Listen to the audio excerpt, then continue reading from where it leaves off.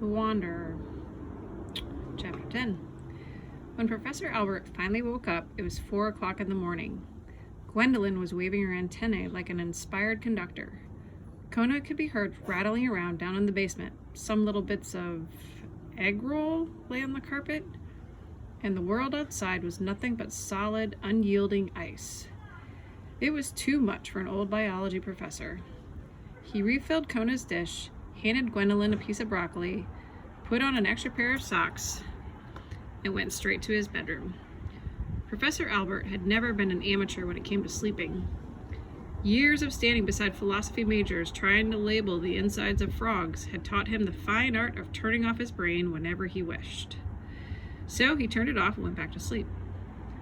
Down in the basement, Kona was trying to settle his house guests into a giant box of Christmas decorations.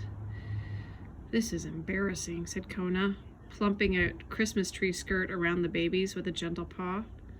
"Ordinarily, I'd put you in the guest room. Very nice, its own bath. But I don't think we could count on a hearty welcome from Professor Albert. Once a chipmunk wandered in, and he chased it for 2 hours with a colander." "He cooks Italian?" said Marie. Kona smiled and turned to leave. "I hope you find Stumpy," Marie said suddenly, solemnly. Kona nodded and looked again at the 3 sleeping children. "Now that the professor is in his bedroom, I'll be able to go to the park again," Kona said. "I'll toss down a bag of marshmallows before I go. Then I'll go get some real food for you when I get back." "Marshmallows are real food," said Marie, perking up. "Wish me luck, Marie," Kona said, quickly going up the stairs. It was a painful run back to the park. Kona's cut stung badly in the cold. The pads of his feet hurt from the ice's abrasions, and his entire body ached. But the dog made it back to the park, and this time more quickly. He was afraid that Stumpy might be injured and hurting somewhere. There was no time to waste thinking of his own bumps and bruises. A few of the animals in Gooseberry Park had begun to emerge from the wreckage. They wandered slowly in the moonlight. A large black crow flew low overhead, surveying the sight. "Have you seen a little red squirrel?" Kona called to the crow. "A girl?" asked the crow. No, a squirrel, a little red one." Kona waited as the crow landed beside him. "A squirrel, you say?" asked the crow. "Yes," said Kona. "Red?" "Yes." "About this big?" asked the crow, opening his wings. Yes, Kona said excitedly. "No," the crow said. "No?" repeated Kona. The crow spread his enormous wings and left. "Gwendolyn was right," Kona muttered to himself as the bird disappeared. "Crows really are smart Alex." Kona sniffed all around the fallen pin oak. It was difficult to catch a good scent with the ground so frozen and so much of Stumpy's home scattered. A possum limped past. Her ear was bleeding. "I've lost my boy," she said to Kona. "Have you seen my boy?" "No, I'm sorry," Kona replied with concern. "Mama!" a voice cried out from a nearby spruce. The possum gasped. "He's there! I'm coming, dear, I'm coming." Kona smiled and watched as the mother possum made her way across the ice to her son. A small gray shape slipped down the trunk of the spruce and leaped onto her back. Watching them leave, Kona felt a heavy sadness. Turning, he called, "Stumpy! Stumpy!" "Who?" a voice asked from the branches of a fallen walnut tree. "Who?" it asked again. Kona saw 2 large eyes peering at him through the branches. "Stumpy, the little squirrel," Kona answered. "Do you know her?"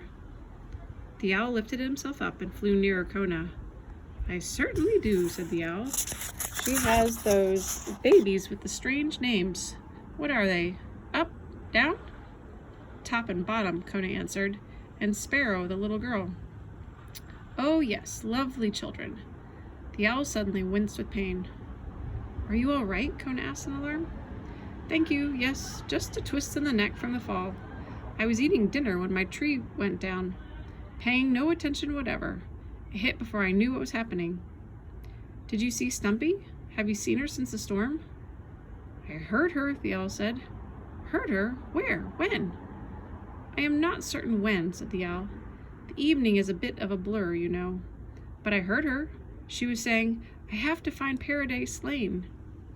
Oh my goodness, exclaimed Kona. She's looking for me, and she's completely confused. Paradise Lane is where I was born, not where I live now. My home is on Miller Street. Oh my, said the owl. That is nowhere near Paradise Lane. I know, cried the dog. If she's headed to Paradise Lane, she'll never find me. And how will I ever find her? The owl began to shake his head. This took a while, of course.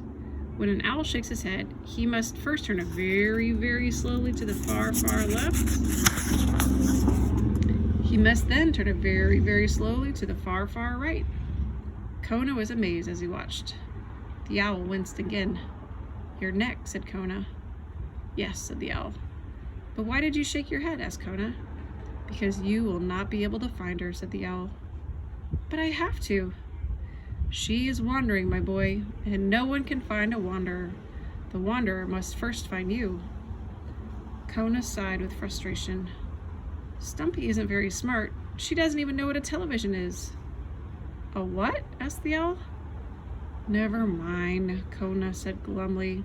My feet are frozen, and there are 3 babies and a bat in the Christmas ornaments, and then Professor Albert's marshmallows. Snap out of it, son, the owl grumbled.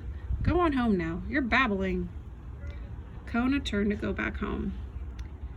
And where are all of her yogurt cups, he said, and the rubber bands? Did Murray say he's Italian? The owl sat and stared as the large, weary Labrador mumbled and slipped his way across the ice, heading back to his home on Miller Street, wishing it were paradise.